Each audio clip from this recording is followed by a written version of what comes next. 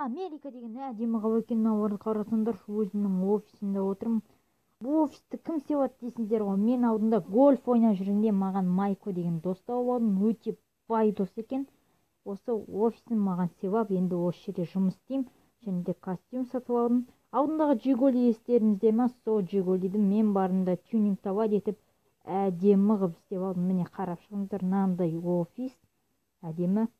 Ал Жигулим міне қарайсыздар.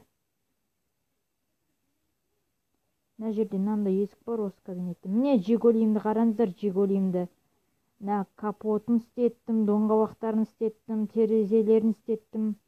Тағы турбомотор қойдым еще. Әдемі болып тұр. Енді осыны мініп, маңызды тапсырма берген маған Диас деген. Осы қаланың бастығы ғой, сол маған маңызды тапсырма берген, соны орындауым керек. Осы көлікке отырып алып, қазір сол тапсырманы орындайтын боламын. Қазір мініп алайын. Менің қалтамда автомобиль болып еді ғой, кеттік ал. Мына жерде адамдар деген көп жүреді Америкада. Әй, жолдан кет шығар. Мыналарды біздіп осы кетпесен аударынан шыға береді. Қазір анау маңызды тапсырманы орындау керек. Бір жігіт бар, соған бару керек. Осы жердің маңында.